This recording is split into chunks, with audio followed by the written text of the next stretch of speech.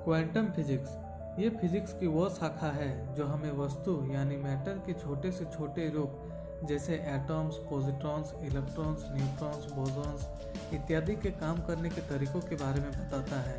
कैसे matter atomic या सब एटॉमिक लेवल पर एनर्जी के साथ इंटरेक्ट करती है। आखिरकार इस ब्रह्मांड या इस दुनिया का वास्तविक रूप क्या है। जी हाँ दोस्तों, ज़्यादातर वैज्ञानिकों और भौतिक शास्त्रों की यही मानना है कि क्लासिकल फिजिक्स हमें इस ब्रह्मांड के ट्रू नेचर को समझने में इतना मदद नहीं करता है जितना मदद क्वांटम फिजिक्स करता है। क्वांटम फिजिक्स हमें मैटर का वो रियलिटी दिखाता है जो क्लासिकल फिजिक्स हमें नहीं दिखा पाता है, और ये मेरा अपना पर्सनल मानना भी है। क्वांटम फिजिक्स को हम लोग quantum physics, quantum mechanics, quantum field theory, wave mechanical model तथा मैट्रिक्स मैकेनिक्स भी कहते हैं।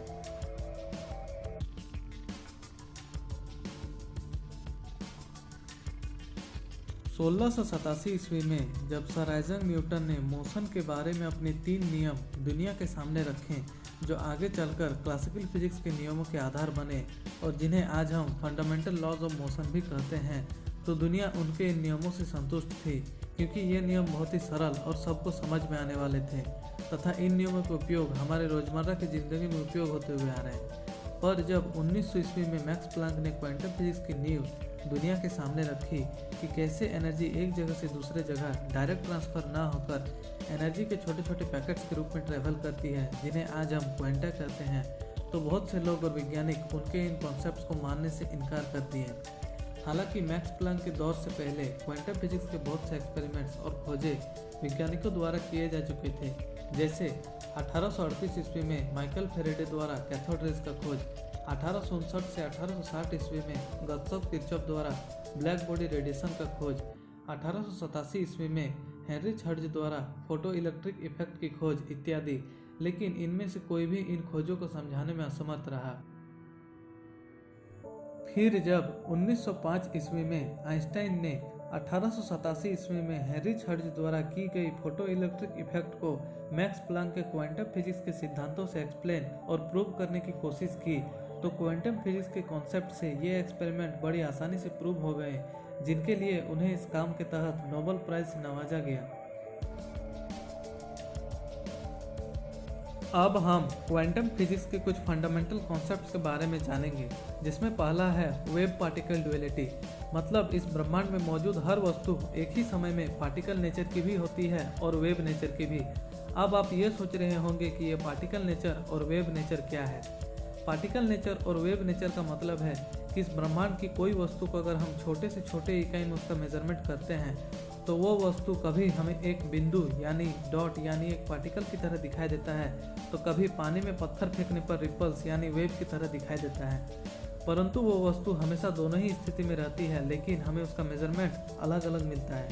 जैसे लाइट को मेजर करते वक्त कभी हम उसका पार्टिकल नेचर को लेते हैं तो कभी वेव नेचर को। हालांकि लाइट हमेशा पार्टिकल नेचर में भी होती है और वेव नेचर में भी।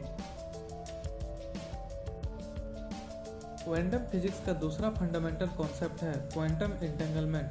मतलब क्वांटम स्टेट में कोई भी दो एटॉमिक या सब एटॉमिक पार्टिकल अगर जनरेट, इंटरेक्ट या स्पर्शियल शेयर होते हैं तो उनमें क्वांटम एंटेंगलमेंट आ जाता है। यानी कि अगर हम ये दोनों पार्टिकल्स को काफ़ी दूर दूर रखें जिससे ये किसी भी तरह से एक दूसरे के संपर्क में ना हो, जैसे दो ग्रहों में, और अगर एक पार्टिकल में पॉजिटिव नेचर हो तो अपने आप दूसरे पार्टिकल में नेगेटिव नेचर हो जाएगा। लेकिन ये तभी होगा जब हम पार्टिकल्स को मेज़र करते हैं, यानी मेज़र करने से पहले दोनों पार्टिकल्स में पॉजिटिव नेचर भी होता है तथा नेगेटिव नेचर भी।